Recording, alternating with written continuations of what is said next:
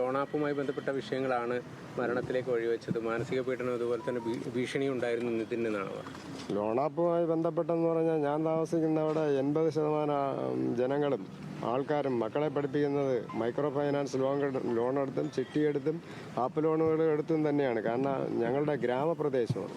അവിടെ ഈ രീതിയിലൊന്നും ഒരു കുട്ടിയെ പഠിപ്പിച്ചു വരാനൊന്നും പറ്റില്ല.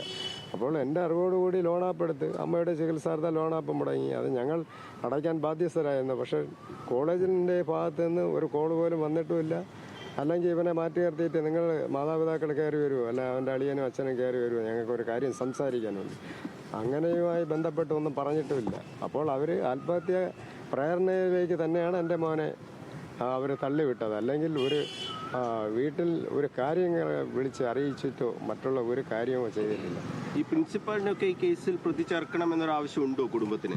അതെ, കാരണം അദ്ദേഹത്തിന് ഒന്നും വ്യക്തതയല്ലല്ലോ. 2-2.5 മാസത്തിനകത്തെ ആയുള്ളൂ അവിടെ നിയമനം നടത്തിയിട്ട്. ഒരു കാര്യങ്ങളും അദ്ദേഹത്തിന് അറിഞ്ഞുകൂടാത്ത കാര്യങ്ങളാണ് പറയുന്നത്.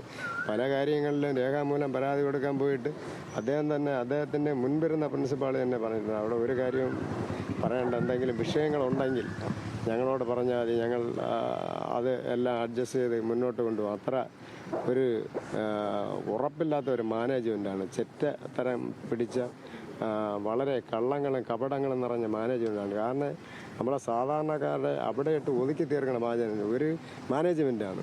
അവിടെ ഒരാൾക്ക് പോലും പരാതി പറയാനുള്ള ഒരു അവസരം പോലും അവർ കൊടുക്കില്ല. പിന്നെ എന്തെങ്കിലും പരാതി നമ്മൾ പറഞ്ഞിട്ടുണ്ടെങ്കിൽ അത് അവർ നിർബന്ധപൂർവ്വം എഴുതി വായിച്ച് സൈൻ ചെയ്യിപ്പിക്കുകയാണ്. അങ്ങനെ അവർ ചെറ്റത്തരം പിടിച്ച മാനേജ്മെൻറ്റാണ് അത്.